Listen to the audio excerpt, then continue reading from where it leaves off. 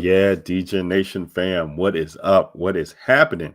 The DJ Nation pod coming at you, and we're live for some people. For some of us, you catching us back on the podcast streaming and what have you, YouTube, and we appreciate that. But for those listening live, what's happening and what is going on? It's your host Ryan Williams. You can find me on Twitter and X at Ryan_Alexander_W, and I'm joined as always by my usual co-host, the Godfather himself, Mr. Kevin Steele at Fantasy Raf 13 is where you can find him on Twitter and X. Kev, how you doing? What's cracking? We're ready to talk some week 3 DFS picks with the people. What's going on? Trying to mentally prepare myself for this weird slate that we have here. Just so many backup quarterbacks playing this week due to injuries. And not like a lot of clear paths that you normally would get, right? Because like you don't have Lamar, you don't have Josh Allen on the slate, you don't even have Patrick Mahomes on the slate, and so it's a little bit different. And then you take out, a lot of some other players like Jaden Daniels, looks like he's not going to play, and Joe Burrow's on IR, and Brock Purdy probably won't play, and Justin Fields is out, and it's like, okay, so can I introduce you to some Carson Wentz at 4K? Like. I don't know. Like we got Carson Wentz playing this week. We got Marcus Mariota playing this week. We got Mac Jones playing this week. I mean, it is a fun time to be alive. Jake Browning. True. Yeah, so many. And we thought it last week, with the 4K quarterback of Mac Jones, and it was like, do we really need to play him? There were some teams that saw up towards the top in some tournaments that were able to, get him stacked up with McCaffrey and Juwan Jennings, who ended up being, able to play in somewhat full capacity late on Sunday, just showing how important those Sunday 10:30 reports Central Time, that is, are 90 minutes before a game, just to see what the final actives list is going to be. That came to fruition, and we'll see it again this week with, like you said, Kev, you rattled off just a handful of these backup quarterbacks who are going to get the start, which opens up an interesting talking point for this slate in general, Kev, as we always do here at the DJ Nation pod. We start off at the quarterback conversation, and that kind of dictates where our mindset is going to go, how we want to build our teams and what have you. But when we have a slate like this where, we're 3 weeks into the, or 2 weeks into the season, I should say, we start to get to week 3, mindsets start to formulate, right? With people saying, okay, I know exactly who this team is going to be. I know exactly what this team can do. I know exactly what this team's about. I know exactly how to attack these slates. And when we get these spots that we're going to talk about that show up on paper as just smash spots, we still, for me at least, I still like to remember that, this is the NFL and we see wild shit that can happen week in and week out. And when we get later in the season, and even at this part, week 3, week 4, week 5, when buys start rolling in, people just start to get take locked and really feel like, there's can't miss spots. You can't avoid them. And that's where I want to take advantage in tournaments. And so when we open up the slate, Kev, you're talking about these quarterbacks who, really stand out. But let's talk about the games, or you're talking about the backup quarterbacks that stand out, what have you, which I think some are, decent plays. But when we talk about the spots that, people are really going to want to attack, we got to look at, probably right at the top, we're going to talk about Caleb Williams and Dak Prescott, who are going against each other. They're going in that 325 late window. There's 4 games in that late window, and it's the highest game total on the slate. We know that these two defenses really can't stop a nosebleed at this point.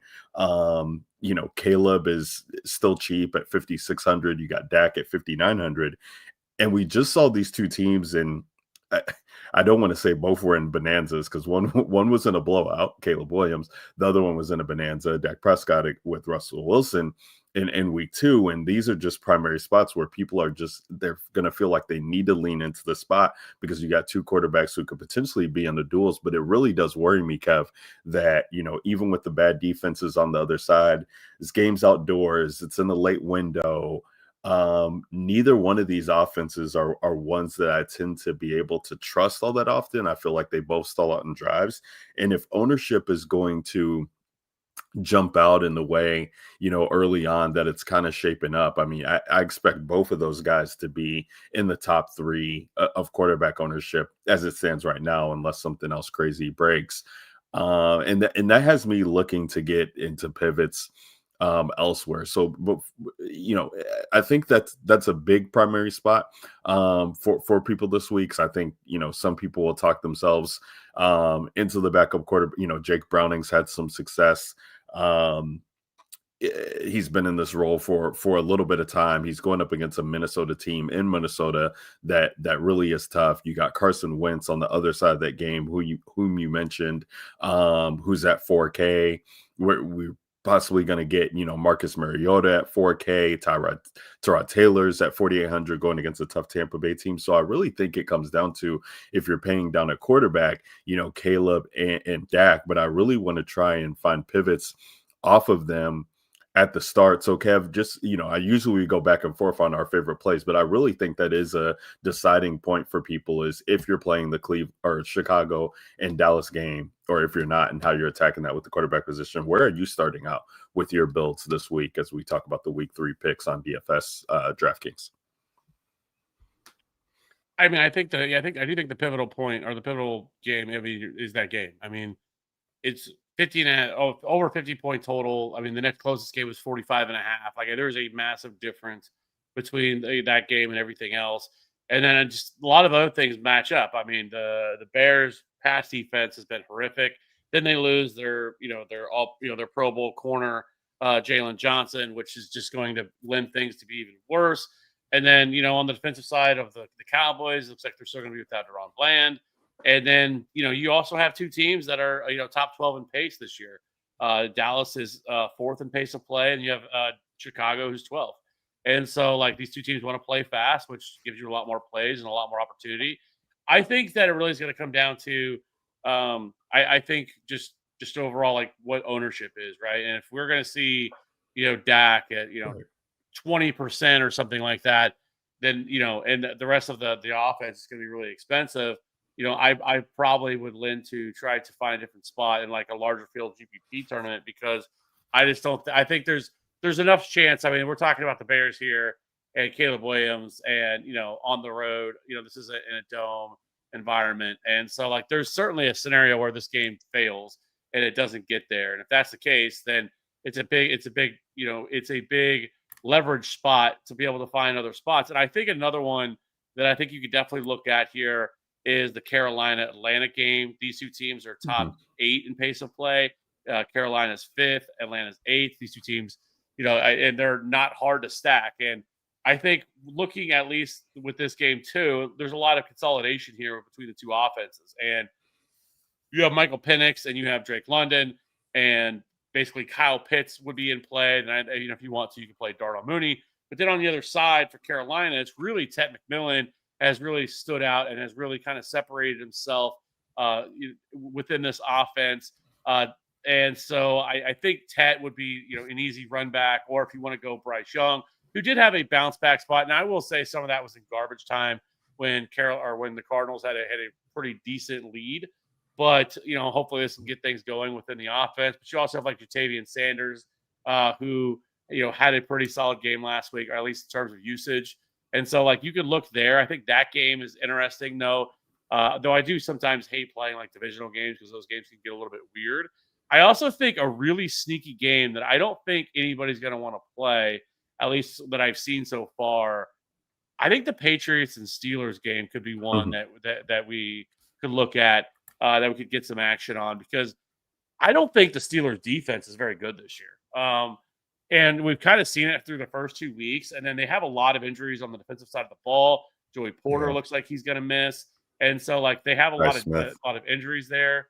And so, like, I think the Steelers and Patriots game could be one that we could target as well, especially with Drake May, who had himself a really solid game last week. Drake May is still cheap, only $5,300. Stacking him was a little bit tougher, just because I don't think there's, like, a clear stacking partner with him. And then on the other side, I don't know if I'd want to stack Aaron Rodgers, but I guess you could. He's cheap too. He's only 5,200. DK Metcalf, who didn't practice today, but I would expect DK Metcalf plays. So it's still an easier path. Maybe a Jaylen Warren if you want to, who is kind of the clear pass catching back there within that, or back burner, or the clear number one running back. I think you could look there too. So I think that game is the other one that kind of stands out to me that like could have some sneaky upside here. Yeah, no, I like where your head's at, Kev. I mean, I think any of these, decision points, right? If you're looking at pivots, are going to be, way firmly in play. I mean, especially in this noon window, like we have really, we have some games where that I think could, breaking away that could be shootouts. Starting off with that, what I see as the first game on the slate, but in that noon window, like Tampa Bay. They're so concentrated and what the offense offers. Baker Mayfield is yet at it again, with being able to put up points in bunches, and they get this Jets team where like, yeah, you're probably gonna have Sauce Gardner traveling with Mike Evans. We'll see how that works out, for which party, but you still have the rookie at Buka out there. We saw that Baker Mayfield on the Monday night doubleheader. He's able to get other guys involved, and this offense is just so prolific. We've seen it time and time again, and people just kind of forget about them, don't think about them as being a team that can put up 30 at any given point in time. But they've got one of the top three highest implied team totals on the slate here. There's no Justin Fields expected on the other side. I believe he's already been ruled out. So, and this Jets team, we know that they've been able to give up points. Tampa Bay at home has been able to put up points. I really do like getting some Tampa Bay exposure there, through the air and through the run. But starting with Baker Mayfield at 6,600 is just too cheap. And even when we're going down, I think Daniel Jones has to be taken into somewhat consideration. He's 5,400 going against this Tennessee team, and like the Colts just don't fucking punt, Kev. Like this team is coming out and just hitting people in the mouth, quick and fast, and scoring on opening drives, and really just a prolific offense there. Now I know that he's kind of had some pass catchers that have popped up on the injury report, Tyler Warren being one of them, and so we could get a concentrated offense there, even more so, which definitely makes that interesting and intriguing to me. And then I do like where your head's at with the Carolina and Atlanta game. I mean, not to jump ahead to running back or anything like that to give the cards away, but Bijan Robinson is going to be a staple for me when I'm building lineups. It's just he's in a great spot against this Carolina D. We've been playing running backs against Carolina for years now, and this will be no exception. And we have ways to be able to spend up on some stud running backs. And so the thing is, Kev, is like when you're starting these builds, and it's like, okay, we know that guys like CeeDee Lamb are going to be popular because they want to miss out on an explosion game in that late window. People are going to want to pay up at running back for studs, at least one. And so it really starts to, you start to be able to build the team in your mind on where people are going. And that's what makes it fun to get on some of these other quarterbacks that aren't going to be as high owned, because I do think there's some good spots. I am curious, Kev, to get your take. I love the Drake May call, but just only $100 more. We have Trevor Lawrence at 5,400. Going against CJ Stroud, who's only 5,500. That Houston and Jacksonville game, it was one that I kind of was looking into early on this week, but these games just don't seem to be high scoring. But however, this game being in Jacksonville, both of these teams are, looking to get dubs, and it's a divisional matchup. What's your thought on that game, and how are you attacking it, if at all? I think if I was going to attack a side of it, it probably would be the Houston side of it, because I mean Houston's defense is really good. I mean, it's really good. Their secondary is very good as well. Obviously Stingley, but their pass rushers, their duo of Daniel Hunter and Will Anderson Jr. are among the best in the league. And so like it's also a divisional game, Nathaniel. But I don't like. There's a scenario there that this game could get going, but like, I feel like it's less likely that this game really is a had to have it game, or type score. So like, for me, I don't think it's as big of a deal when it comes Yeah. to, or not a big of a deal, but as a game that I feel like I have to have. And so like, I'm not as excited there. You also have like the weird stuff going on, Brian Thomas Jr.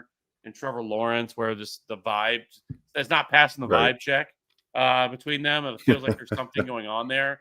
It feels like that, like there's been plenty of times in last week's game where Brian Thomas just felt like that he wasn't like going all out. Like I felt like he thought he was gonna get hit, or he was going to get, like a medicine ball across the middle, and he just was not having it. He should have had probably 2 touchdowns last week. It didn't happen. So there's just a lot of weird stuff going on there. And so I just think there's better spots to get to. Like, I don't mind one-offs of that game or a mini sack of that game, Sure. but it's not going to be one that I'm heavily investing in, though. Sure. No, I hear you. I hear you. And the other game that I wanted to touch on too with you, Kev, is this, Arizona and San Fran game, which, it's another divisional matchup that we have there. Kind of a middling total that we have, but we know that we get Kyler on one side with a concentrated offense in Arizona there, and then Mac Jones for another week at quarterback with another concentrated offense on the San Francisco side. These two teams know each other pretty well. It's in that late window. There's a ton of pivot plays off of what that Chicago and Dallas game would be if people wanted to go that stacking route versus a game that would be more popular. I think there's some merit to getting on some of these San Fran and Arizona pieces. Are you interested in possibly Kyler or going back to the Mac Jones this week? I just When's the last time Kyler had a game where you were like, man, had to have him there, like. Yeah. And it's weird because like he provides rushing upside, so that he has that going for him. I like the offensive pieces, but I just don't know if this game, kind of something similar. Like it wouldn't shock me if this game was a little bit more high scoring than people were expecting. But I do think both of these teams have pretty solid defenses with the Cardinals and as well as the 49ers. So again, like I think Trey McBride is a really good play. Christian McCaffrey is obviously an elite play. They did raise his price up. We'll get that when we get to running backs, but um, I just don't think it's one like I want pieces from the game, and again maybe a mini stack, but not something I feel like you have to go on because I think the other game that like everybody's gonna gloss over could be the Philadelphia and the Rams game Yeah. with those Yeah. two offenses, right? And we saw last year in the playoffs, like the one team that really gave that defense a lot of problems was Sean McVay and the Rams. Like they came really close to winning that game down the Yep. stretch, and they were able to put up points on them. And so I think that game has a lot of intrigue for me. And like if you want to go to the Rams side, like I don't hate it because it is extremely concentrated. We talk about concentrated offenses. There's no more concentrated offense than that. Like Devontae Adams and Puka Nacua make up for it's like 68% of the team's targets through the first 2 weeks. Like they are just Jeez. funneling all the targets between those two guys. And so like Stafford with Puka or Adams or both, if you wanted to, the question would be like on the other side, like which way you got to go? Like who would you want to run it back with? I will say that AJ Brown looked a lot better last week than he did the week prior to, but they just didn't really feel the need to throw the ball. It was much more we're just going to keep the ball on the ground, try to keep the ball in Patrick Mahomes' hands, and they didn't really open up the offense. But if the Rams can put up some points here and really push them, like I feel like this could be the game that everybody overlooks because they're just expecting a really low scoring affair that could get going. Yeah, no, I absolutely love that game. There's pricing that allows you to get to a 6,800 Jalen Hurts at home fairly easily. I mean, you mentioned that playoff game from last year. Saquon was able to rip off a couple long runs late. Yeah, the concentration on the Ram side is great too, Kev. So I definitely like that call out. They played in the playoffs and then also in the regular season too. That led to some fireworks. I think Philly ended up pulling away late. They won by over 2 touchdowns. I want to say like 38-20 or something like that. But a 58 final score definitely is going to create some fantasy goodness. So definitely like that call out. Yeah, I think for me, I'll definitely have to get some Jalen Hurts exposure. I really do like Baker. Daniel Jones as a pivot off of Dak and Caleb. I think, on these single entry teams that I'm building, that's where I'll probably go, of course, in like 20 max and things like that and super high field GPPs. I'm going to have exposure to that Bears and Cowboys game, but for the most part in single entry, I think I'm leaning away from the full game stack with the quarterbacks and maybe just some correlated minis. Who are your favorite quarterbacks this week before we move on? I think for me, it's going to be Michael Penix. It's going to be Drake May. And then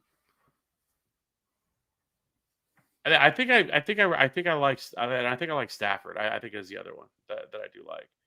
Um, one last one though, I do want to mention that like I don't know, I don't think the other side can push them, but like I actually think Jordan Love is kind of interesting because you cannot run the ball against the Browns. Like the Browns have been phenomenal. They have held the like Derrick Henry last week's absolutely nothing. So basically, they've allowed 0 touchdowns on the ground. It's only 2 weeks, and only 36.5 rushing yards per game to opposing running backs. And they faced Chase Brown, and then they faced Derrick Henry, and neither one of them did absolutely anything. Now, through the air, you can absolutely torch them. And so, it's kind of a spot where maybe I don't hate now, but I just don't know if the Browns can do anything to really push them to have to score a lot of points, but we saw Yeah. Lamar last week go out and throw 4 touchdowns because you just cannot run the ball against this Browns defense. Yeah, no, I agree, and I mean with the Tucker Craft injury as well, we'll see what happens with the status close to game time. But another pass catching piece just means that Jordan Love's going to have to get the ball's going to be able to go to just fewer guys, and so yeah, I kind of like that call. The Browns, they haven't been able to get anything going on the ground, so Flacco's throwing it 45 50 times a game, which from a DFS standpoint, we like that, right? We like the volume going to those guys. So yeah, it could be a potentially sneaky game to be getting on. Love that call. Kev, let's talk about these running backs. And when we're talking about, all these backup quarterbacks that are priced, between 4 and 5K, and still having some mispriced guys, at the wide receiver position, possibly even at the tight end position that we'll talk about. It allows for, people to look at running backs and really want to pay for the studs. And the studs are in great spots this week and they're priced accordingly. Finally we get Christian McCaffrey's price tag up above 8K at 8,200 going against Arizona, probably the highest projected running back on the slate. Right behind him, you got Bijan Robinson, who's priced up to 7,900. And again, he's going against Carolina. I definitely want to get exposure to him, even at that elevated price tag. I think he's in for a good run as far as getting pass catching work and the groundwork out of that backfield, even with Tyler Algier coming in and sneaking in, taking some touchdowns. Saquon Barkley 7,800 against the Rams, I think is definitely a fine play. And then you got Jonathan Taylor up at the top 2 at 7,200. I think in the mid range too, it's going to be tough for people to pay up for 2 running backs because we're going to have Mason is going to project pretty well with Aaron Jones being out, Jordan Mason, that is. We've seen him in a full-time role with San Fran when Christian McCaffrey went out. So, he's definitely has that pedigree and players might remember that. I think he's going to come in with some decent ownership. Bucky Irving's at 7,100, going to see some decent ownership. I think the other one who I was looking at too was Javonte Williams. He's in the 6K range, but he's definitely a guy that I have my eye on, especially if I want to just get a mini stack of that late game, not playing the quarterbacks. And, Javonte Williams has just been so involved in such a catalyst for this offense through the first 2 weeks of the season. Definitely was wrong on him. This offseason, I had basically no exposure to him in best balls and really didn't want to trust him. But if 2 weeks is any indication of how the season's going to go, I think they're going to feed him the rock, and definitely in favorable matchups, which this could be one for the Cowboys here, even with them being, I believe, a 1-point dog. So yeah, fun plays at the running back slate. I do want to pay up for one of these guys. I think Bijan would be my favorite, followed by probably Christian McCaffrey, then Saquon, although Saquon I might be able to be talked into just for getting exposure to that game because I like that you called that out. But yeah, littered with some good running backs in good spots, even in the mid-range. So Kev, where are you looking at to get your exposure this week at the running back position? I mean, not talking about the super, super obvious plays of Christian McCaffrey and Bijan Robinson, and even Jonathan Taylor for that matter. Jonathan Taylor, I think, is right there with those guys in terms of just usage, in terms of the top 4 running backs. But scrolling down a little bit in terms of the little bit cheaper options, I think there's definitely some spots that I don't think is going to carry as much ownership. I think the first one for me is Alvin Kamara. Really like this spot in the price 6,100. I was a little concerned with Kamara after the first game because he only saw like 2 targets. He bounced back a little bit. Still wasn't the same target share that we're accustomed to seeing from him. With only 5 targets last week, but that's still an uptick from what we saw previously.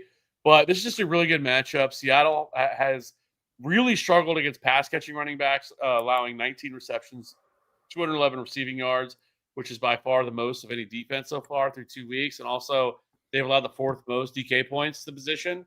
And so I think Kamara, just at his price and his overall usage, that what he's seeing right now, I think he definitely makes.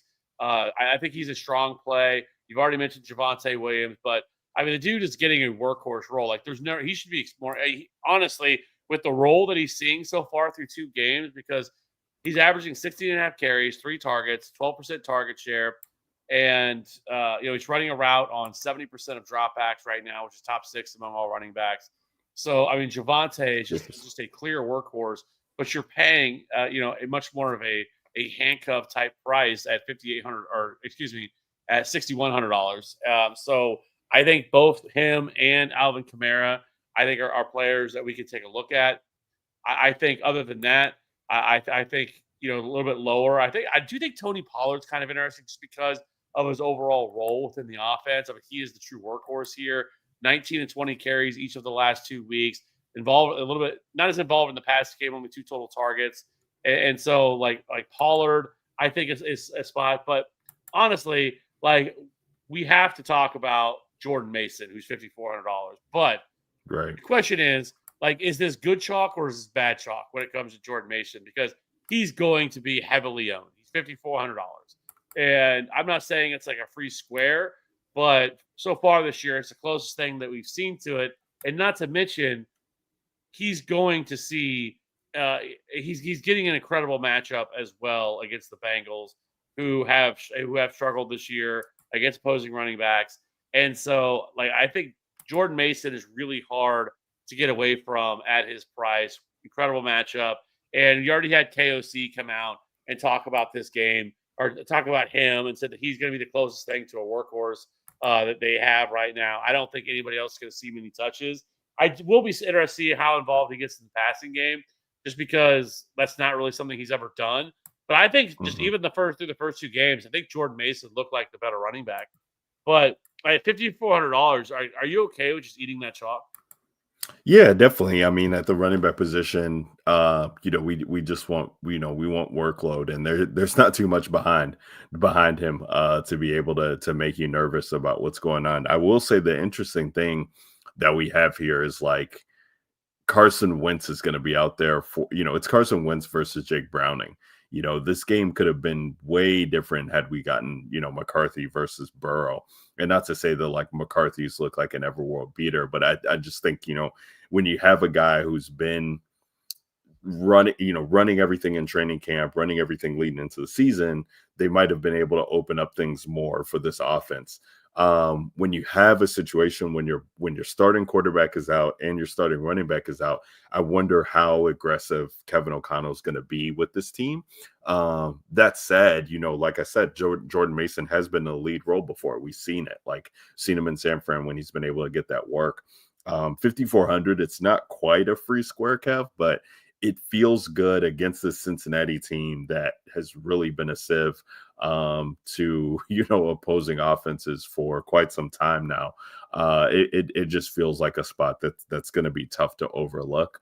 Not anywhere near lock button for me, but I definitely want to keep him in mind when I'm building my rosters and just seeing if he fits in, I'm going to be happy about it. If the game, if I have a game environment that I'm on and I don't get to him, I won't be sad about it. But from single entry standpoint, I think that, Jordan Mason's going to have to be a guy that I just put into lineups as a placehold build around and try and make it work. Yeah. I think the other one too would be the JCM situation, the Bill, Troy Krosky Merritt, because he's only, it could be nice leverage. I don't think people are going to play him. The only thing I'll say, I mean, it is a very small sample size, but through 2 games, that the Raiders' run defense has actually been pretty solid so far this year. They've done a good job against opposing running backs. But again, looking at who they played the Patriots, which, I mean, I wouldn't say they have like an incredible rushing attack. And then last week, we know Amarian Hampton struggles, so far on the ground, but they have allowed the third fewest DK points to running backs. But I mean, right now, you look at the situation in this backfield right now, and you say, okay, well, who's going to be the guys? And when they've given volume to JCM, like he's done a lot with it, like he's looked good, but he just hasn't really Right. got the volume yet. And last week against the Packers, they fell behind really quickly, so he never really was utilized. But I think now with Austin Eckler out of the way, like I think, and you're left with Jeremy McNichols and Chris Rodriguez as the other running backs. Like there's a scenario Right. here, especially if they can control this game, even with Marcus Mariota, that he could see 20 plus touches in this game. And so 5,500, I think he's at least a solid leverage play off of Jordan Mason if you wanted to do that. And then I kind of talked about him, but it's been interesting to see the Jaylen Warren, like, and how they've decided to utilize him. His role has shifted. He's now more of the early down back versus the third down back that he used to be.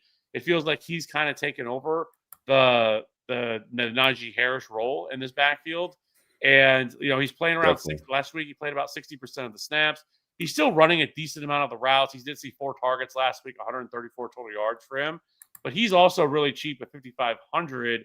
And so again, like this game, like this matchup, and so like Jaylen Warren, I think, is also kind of in play. He's definitely in play when you look at his workload of what he's been seeing. You got to be encouraged by that. I mean, of course, like only 11 carries, 14 carries, sure, what have you. But going against the Seattle team when they're kind of playing from behind, and then the Jets have always been kind of tough against the run, and he's going to see more receiving work. I think, especially the more that he gets on the same page with Aaron Rodgers too. We know that Aaron Rodgers has always loved to target his running backs out of the backfield in his career. The interesting point, Kev, when you bring up Jaylen Warren too, is like, what's the depth behind him? Because Caleb Johnson is going to be, benched for the near future for his snafu in the end zone, basically costing him the game. And then outside of that, like, I mean, Kenneth Gainwell has been getting work, so that's great. But like Trey Sermon hasn't really, been involved. So I do think that Jaylen Warren, is really going to be asked to do a lot more with this offense going forward. So definitely like that call out. His price tag is, definitely cheap enough to where you feel good about getting him into lineups with the workload there. So love that call. Just going back to the JCM, the Bill conversation with Washington, I want to see going into Sunday what their depth chart looks like at running back, because Chris Rodriguez has been a healthy scratch the past 2 weeks. Outside of that, not sure that they have guys that you can, really trust to be lead backs or even spell. We've been cucked by Jeremy McNichols so many times before in these situations, so it makes me nervous to lean into JCM all too much. But outside of Chris Rodriguez, I think they only have one active back on the roster. So I'll be curious to see what Chris Rodriguez's status is. If he's not going to suit up, then it makes me a little bit more comfortable to get to that JCM exposure. The if other I one was I wanted playing, to the other one I yeah, wanted to go ask ahead. you about too, just DeAndre Swift. Obviously, with you watching a lot of the Bears, like his usage at 95.7% opportunity share is absolutely insane. Now he hasn't done a whole lot with it yet, just a 3.12 yards per carry from him. But like this isn't a bad matchup. And like again, if you want Yeah, access to this game, I think finding some other paths that are going to be less owned. And I think DeAndre Swift's definitely going to be not as popular, especially between him and Javante. But he's 5,600. And just the incredible workload that he's seen. And the Cowboys have struggled at times against opposing running backs. They have allowed the 13th most Draftkings points to running back so far this year. And so, like, it's not a bad spot. Plus, you're talking about incredible usage here from somebody that just doesn't come off the field Like, how do you feel about DeAndre Swift? Yeah, he's came up with an injury earlier today, which was kind of frustrating to see.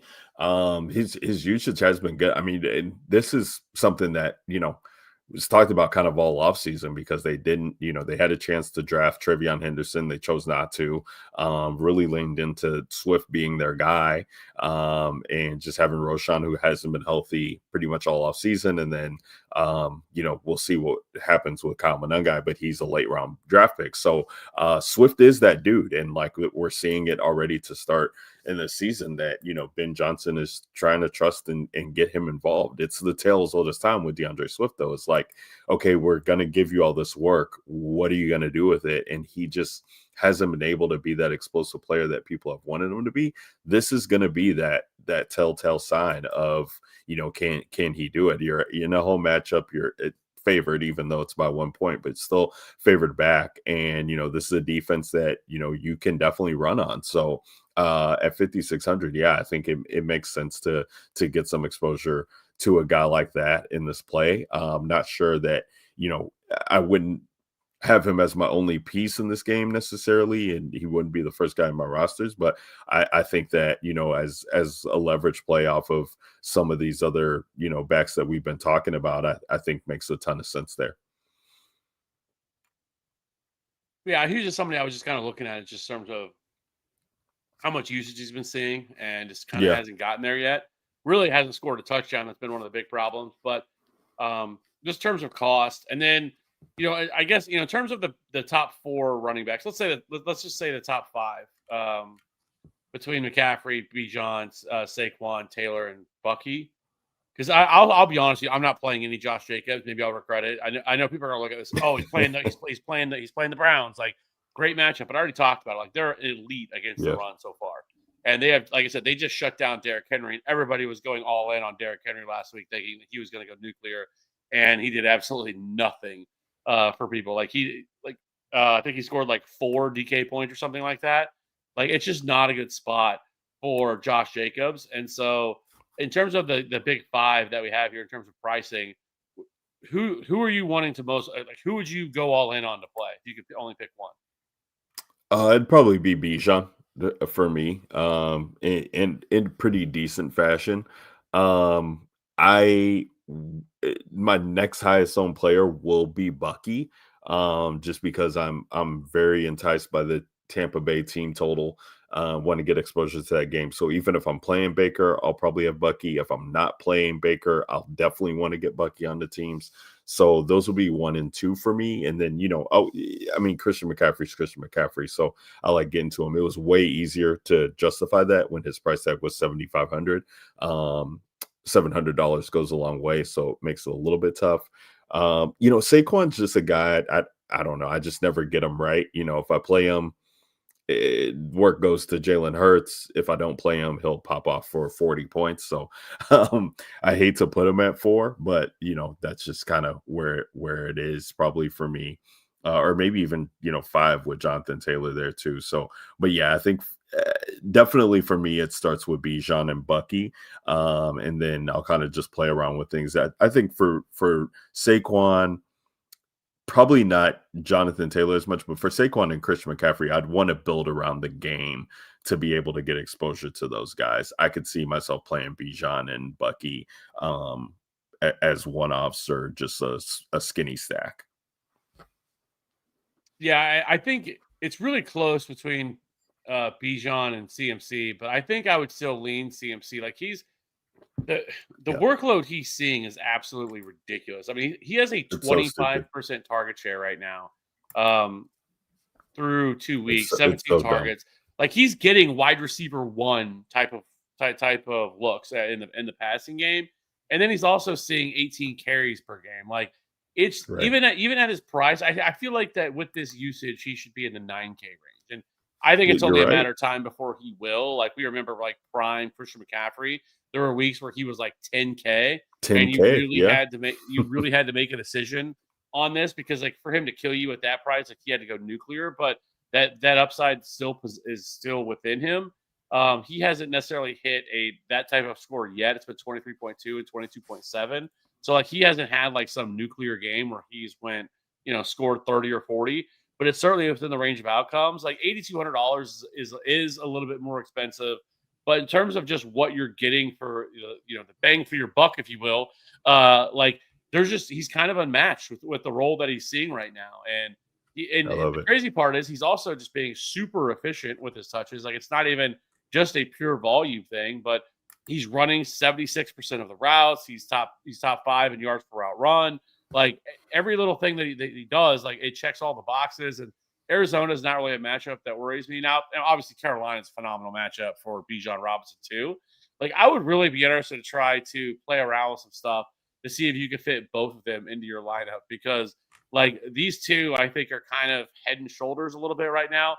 I think Jonathan Taylor would be the third that would be entering the conversation. I mean, monster game last Yeah, week against the arguably the league's best defense in the Denver Broncos. Like I did not see that type of game coming from this offense, but it is a little bit more encouraging with Taylor that he's being a little bit more involved in the passing game, because that was kind of the problem with him, especially on DraftKings, a full PPR site, that he just was never involved in the passing game, so he had to score multiple touchdowns to get there.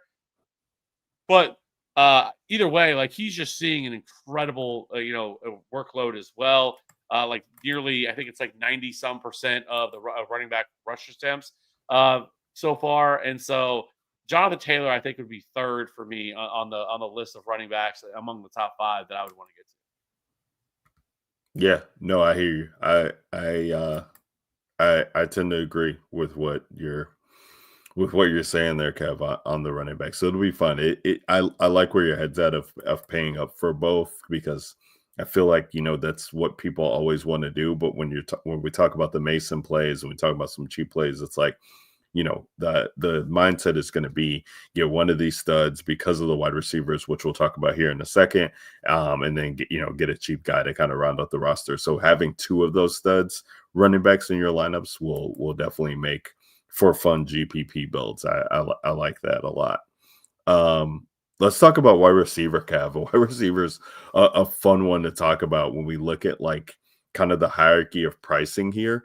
When we have only, what is it, 5 wide receivers who are priced 7K or higher, and just a ton of great plays that are littered, in the 6K range, which will really make for some interesting builds, I feel like, this week.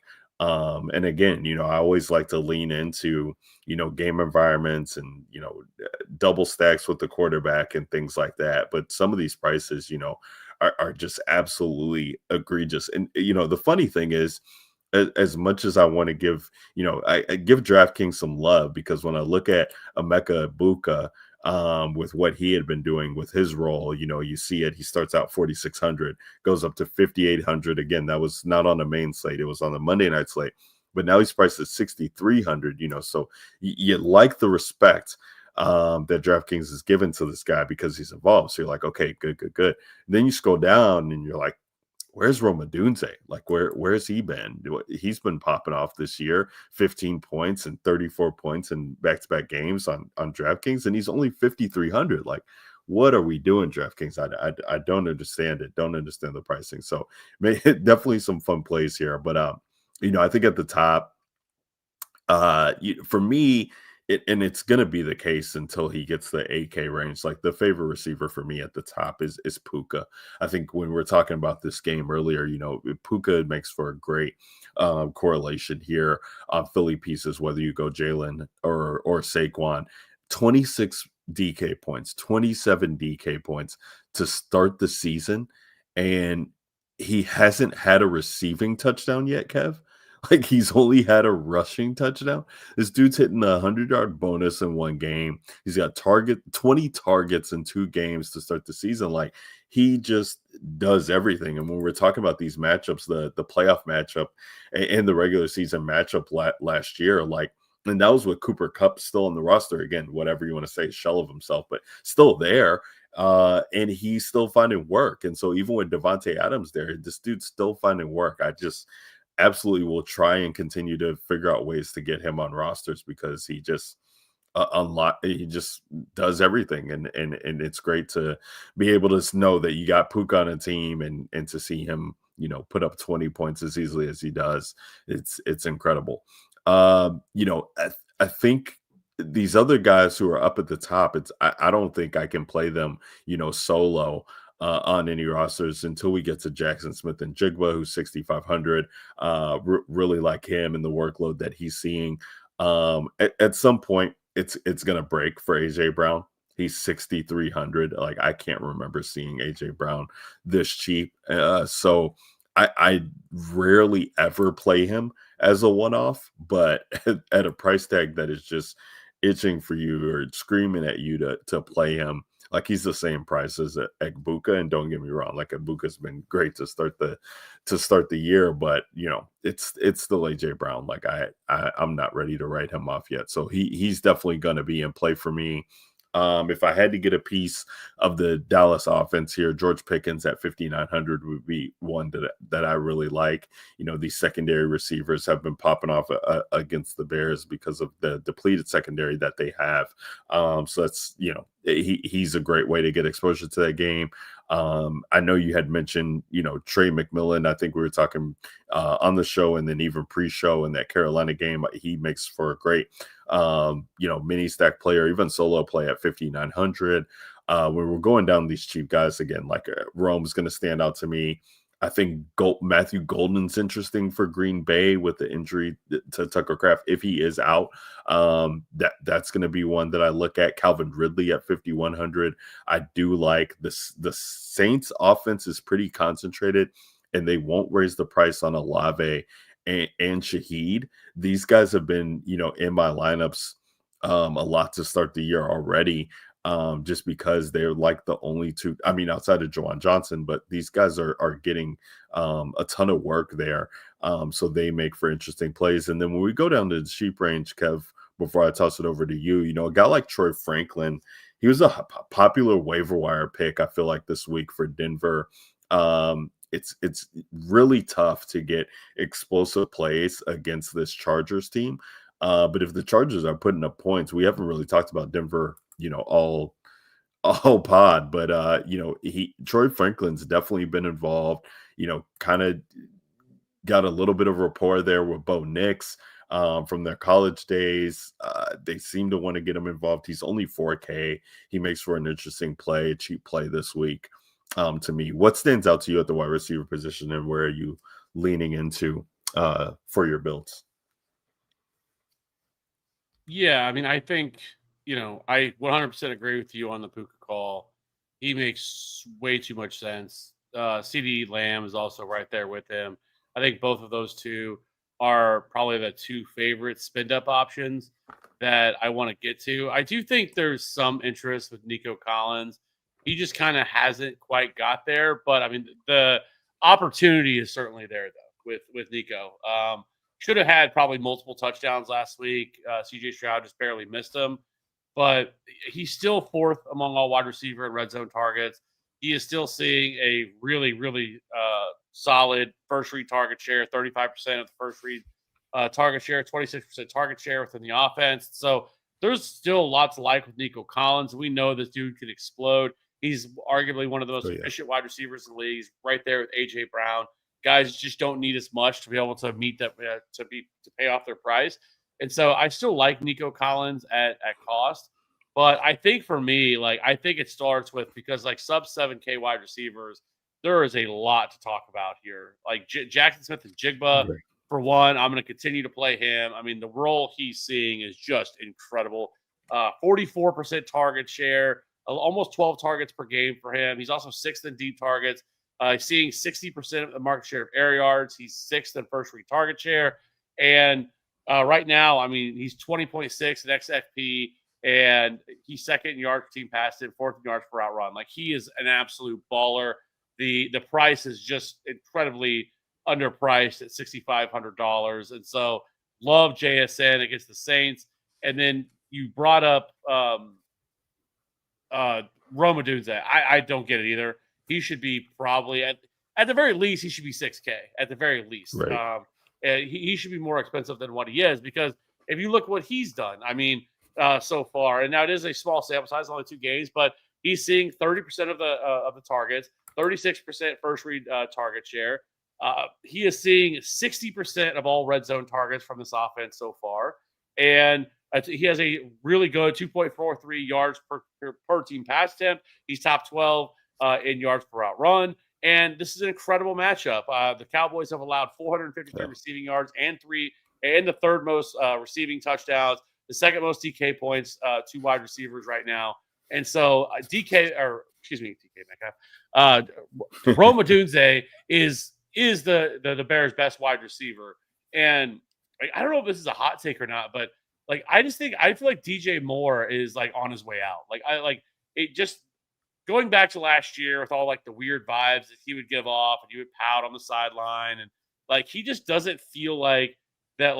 It just feels like that. This is now Rome Odunze's team. And I feel like he's the alpha within this offense. He was a top 10 wide receiver, top 10 pick last year in the draft. It feels like he's taken a big step forward with Ben Johnson here. And so I love Rome Odunze. I played a lot of him last week, and he's just too cheap. He's $5,300. That's ridiculous. He should be way higher than this. And ownership's going to reflect it, but at the same time, matchup, everything else included, I don't care. This is good chalk to me because he's just you take advantage of this situation. And so Rome is definitely going to be in play for me. Drake London, I know he hasn't had the best start so far this year within this offense, but we kind of saw it week 1 with 15 targets. Last week he only saw 4, but against Minnesota, they dominated that entire game. It never felt like the Vikings were in it ever, and they just didn't really need to throw the ball. I think Michael Penix only threw the ball 22 times or something like that in the game. They just didn't need to do anything. They were able to run the ball with Bijan, and they just never had to open up the offense. So Drake London at $6K against Carolina, I'm gonna have an incredible amount of Drake London. I think in terms of wide receivers a little bit cheaper, I think Calvin Ridley gets at a good spot. You have to remember last week that they're going up against Denver, so it wasn't a great spot. He still saw 8 targets in that game. 6 targets the week before that, but $5,100 for him. I think Michael Pittman Jr. is a very good play. Last week they went up against Denver. So obviously he got the Pat Surtain's shadow. Still had 5 targets, 4 catches, 40 yards. We saw the week prior to that where he saw 8 targets. I think that's why we saw Josh Downs see a pretty sizable bump in targets from week 1 to 2. And so I do think that Michael Pittman at $4,900, if you're wanting to pay for a cheaper wide receiver, and I'm gonna bring him up again. I brought him up last week, and I'm gonna bring him up again. He hit for 15 DK points last week, and that's Alec Aomaner. Him and Cam Ward have a undeniable chemistry. It was talked about during the preseason. I brought this up last week. He saw another 7 targets last week. Now he only caught 2 of them for 13 yards, he caught 4 of them for 56 yards. That was week 1. 4 for 56 last week against the Rams and a touchdown. And that Cam Ward play was absolutely ridiculous. The one where he's scrambling all over the field, throws across his body, the other side of the field, and hits Aomaner for a touchdown. And so, but $3,700 for Alec Aomaner. Love him at a cheaper price if you're wanting to kind of fit in some of the more higher price players, especially higher price running backs. I do like Aomaner at $3,700. Yeah, I think we didn't talk about him, but that game. I talked about the Danny Dime side, but what about the Cam Ward side? If you could play Ridley and Aomaner, these 2 guys are just so cheap, and that Jonathan Taylor on the other side, that's kind of I like that. I like that call. You've been on Alec thus far this season, so yeah, lot of fun plays at wide receiver, and there are some cheap plays as well too. And you can't be, we can't be shying away from some of these guys who are cheap pass catchers. You know what I'm saying? When we have the game script builds. Look at last week with Wan'Dale Robinson with Russell Wilson and things like that. If you're playing a quarterback, lean into the secondary and third options, because these guys can offer some upside for you that can really pay off.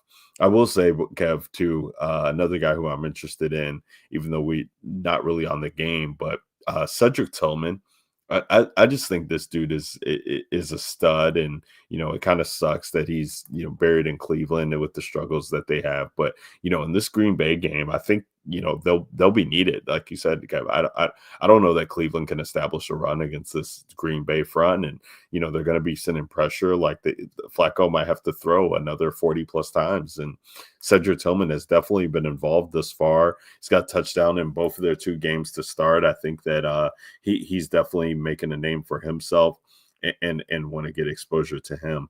So yeah, I think there's a lot of fun plays to be had at the wide receiver position this week, and gonna make sure some fun stacks.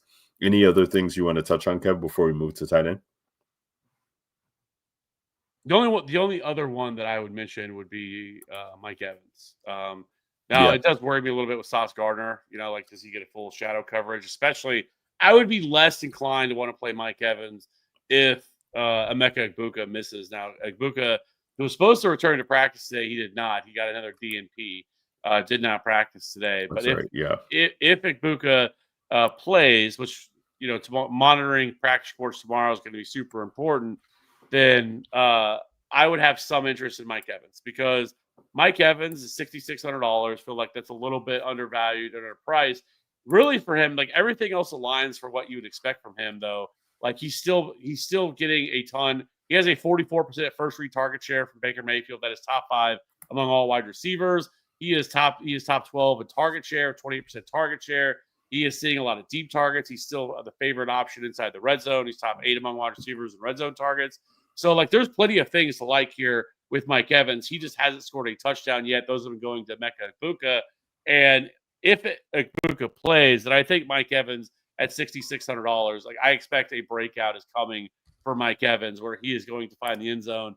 And I think he could end up finding it a couple times here in this spot. So I'd probably be less inclined to play him, though, if Egbuka was out, just because I feel like then that you're just going to get complete shadow coverage from Sauce Gardner, and they're going to right. try to take away Mike Evans. Yeah, no, interesting call there for Ebuka, Kev, because especially for me, I want to have Baker exposure, so that'll definitely change things. I mean, how long do we have to deal with this last year when before Ebuka came into the picture and Chris Godwin was out? You got Sterling Shepard, you got Ryan Miller, you got all these other ancillary pieces. There were tries like Trey Palmer and things like that. They were just playing roulette with all these other wide receivers to try and piecemeal things together. So it'll be interesting to see what their wide receiver group is looking like. But yeah, 6,600 for Mike Evans, in a matchup like this does feel too cheap. I definitely want to have exposure to him on my Baker rosters. Kev, let's talk about tight end as we get close to the end here. Shout out to the DJ Nation family who's always rocking with us. As we hit that hour mark, we appreciate you guys. We're breaking down the week 3 NFL DFS picks here on DraftKings at FS_authority is where you can follow the Fantasy Authority on Twitter for all of your anything that you want redraft related, DFS related, dynasty related. Make sure you guys are hopping there. And then also we got Discord for you. Link is in the description if you are watching this on YouTube. If not, you can go and find that to get into the Discord to talk about all those same things. We're breaking down the week 3 slate here, and we're going to continue rolling it on, Kev, at the tight end position. And tight end is just like, it's just a dumpster fire this week, I feel like, man. I mean, it's like play who you want, stack them with your quarterback.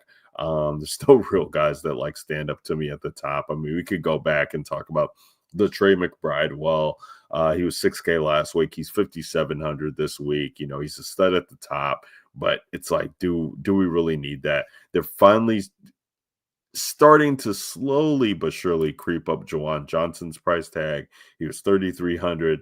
Then he was 3,600. Now he's 3,900. But the student's 15-point DK outings in 2 games back to back. We got Tucker Kraft, who's on the injury report. Tyler Warren, who's on the injury report. Brock Bowers, who's on the injury report. Kyle Pitts is on the injury report. I mean, tight end is just.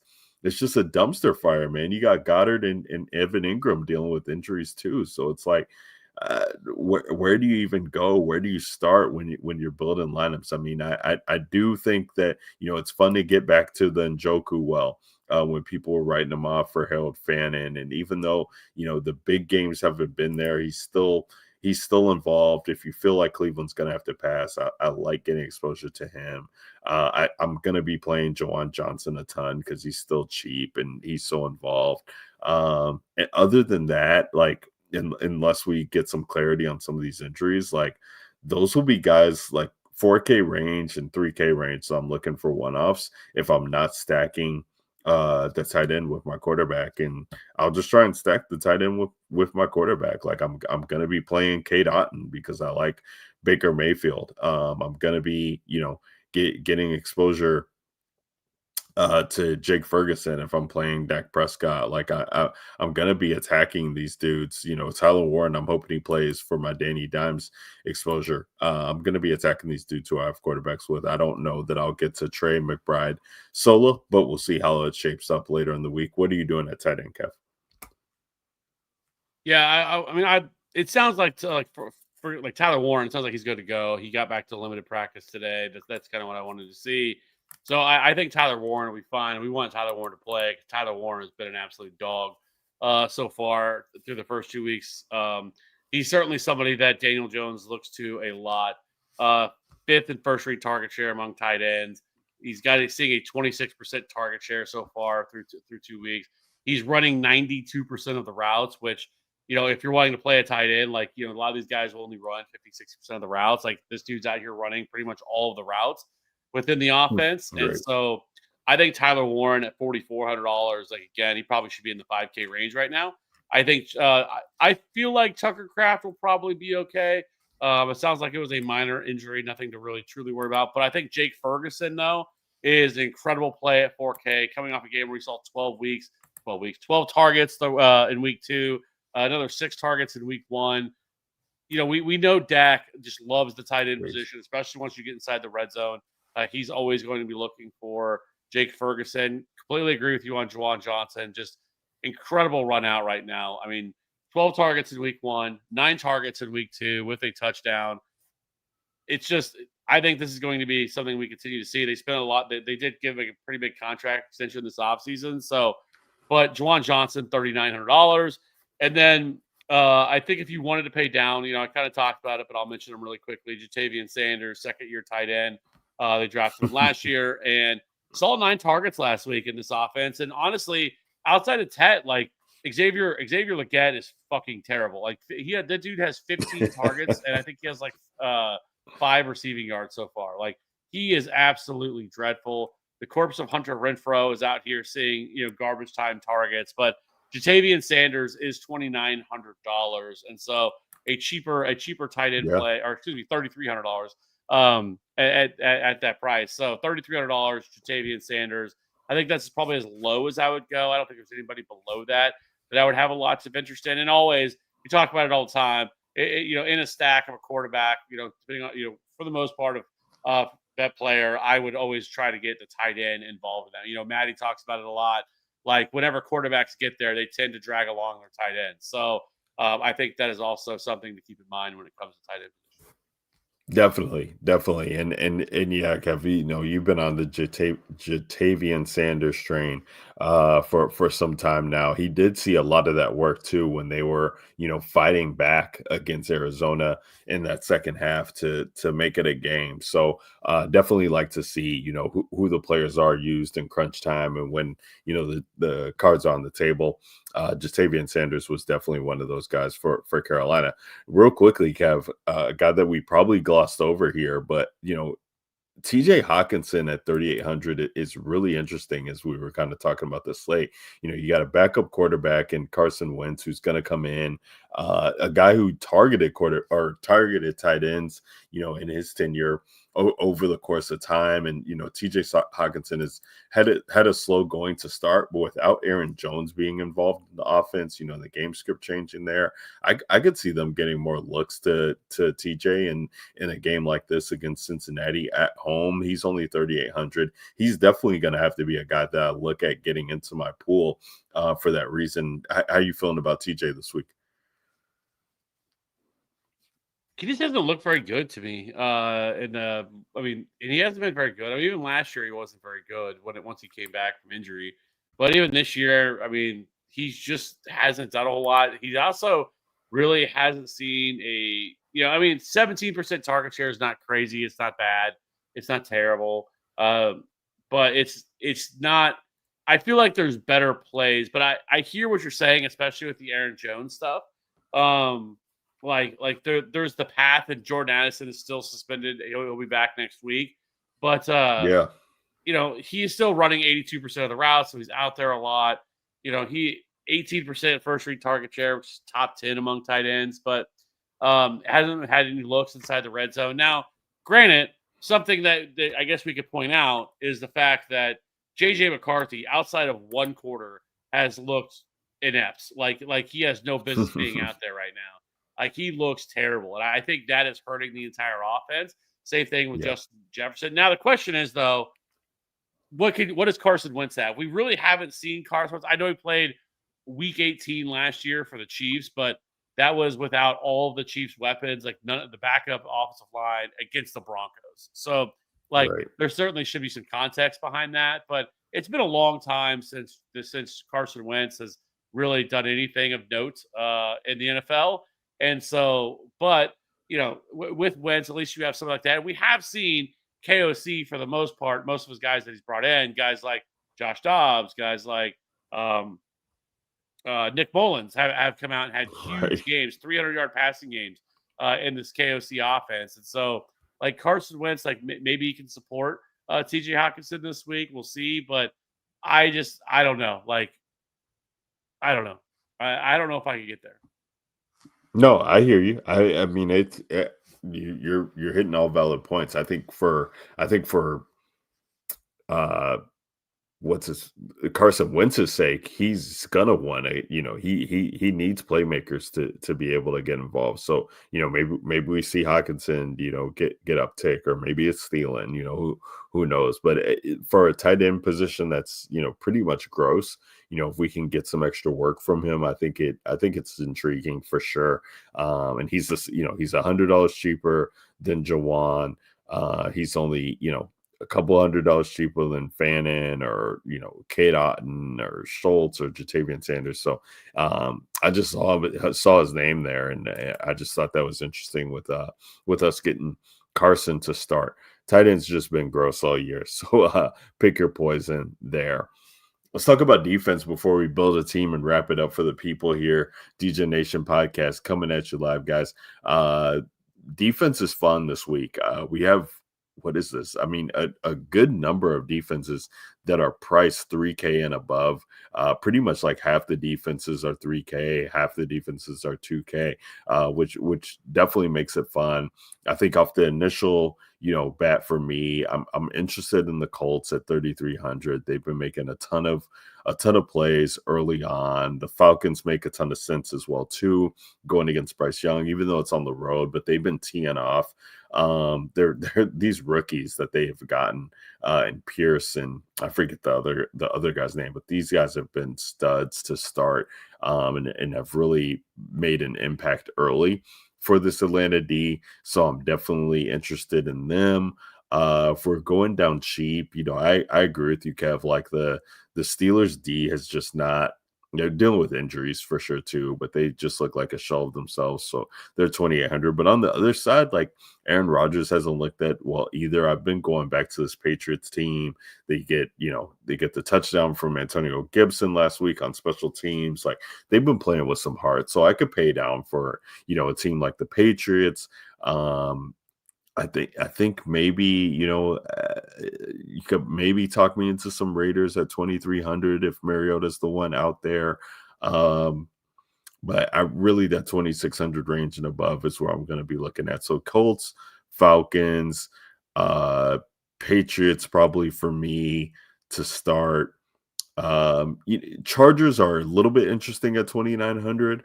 Bo Nix has been kind of, shady so far this year. So I could talk myself maybe into that. What say you at the defensive position this week, and where are you looking to build around? Yeah, I mean, I think if I'm always team pay down, always will be. Very rarely do I try to go up and pay for a defense. So I think the Raiders against Marcus Mariota, I think you go there. The Raiders defense has actually played pretty decently well. Like it really hasn't been. I will say their secondary is not great, but I don't see Marcus Mariota also dropping back 40 times in Mhm. this game. So I don't think it's that big of a concern. Question marks with the Commanders' offensive line. They also lost pieces on that offensive line this past week as well.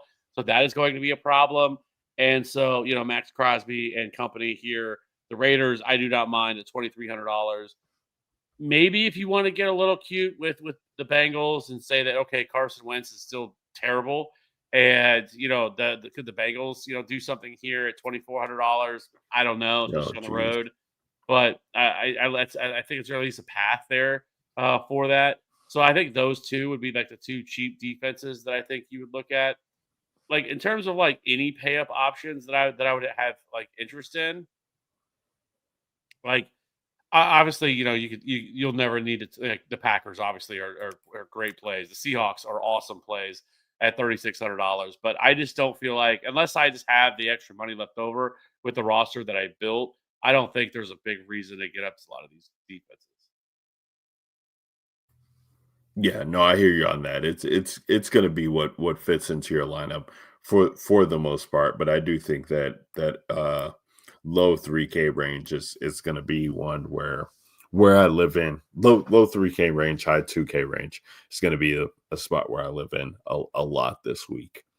Kev, what say you? Let's build a lineup for the people and let them get out of here. It's the DJ Nation pod powered by the Fantasy Authority. We're coming at you live with our week 3 picks for Draftkings DFS main slate. Kev, you know how we do it. We build in the millie. We want to build around. We want to build this team and build that winner. So I think I let you start it off last week. So I'm going to start off this week and let's go ahead and see what we can do with the wide receiver position. Um, I'm gonna throw in Puka. All right.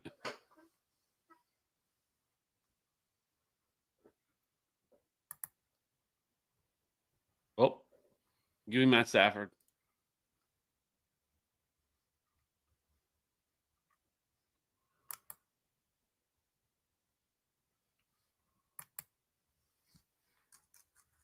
Let's go AJ Brown.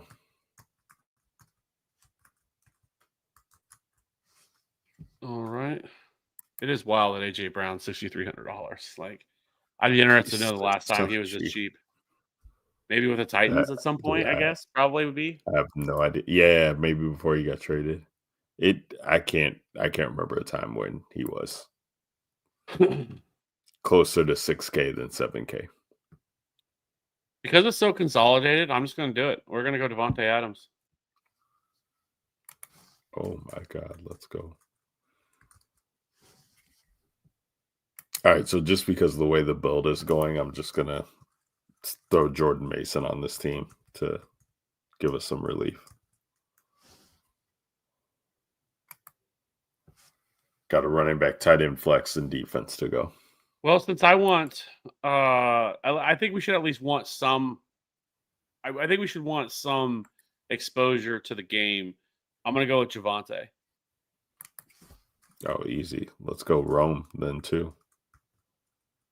And the flex. So we got a running back position left and a tight end position left.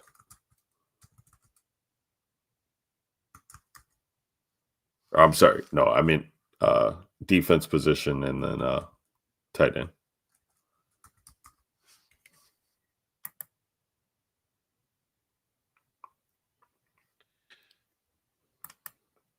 So right Let's now the just team is Matthew Stafford, Jordan Mason, Javante Williams, Puka Nakua, AJ Brown, Devontae Adams, Roma Duce, and the flex. we're gonna need some savings here. We only have 5,200 left, right? So we could still get a cheap tight end and plug in, and it'll be okay. So I'm gonna play the let's throw the Raiders in there at 2,300.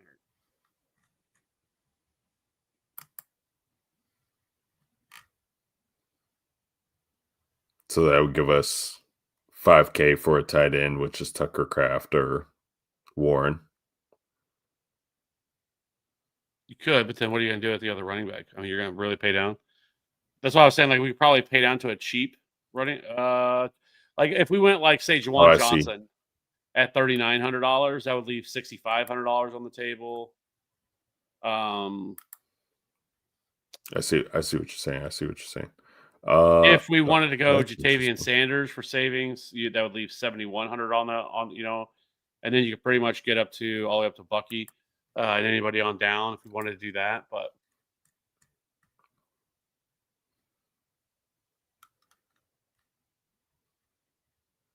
so let Yeah, I me. think we could mess with that.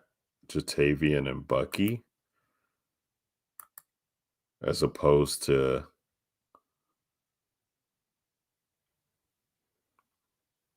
yeah, I like that.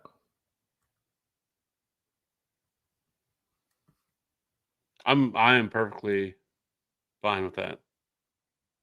It uses all the salary. Yeah, I like it. And rare time where I feel like we use all the salary, but this is going to be the team thus far, and we'll share it in the Discord with the people too.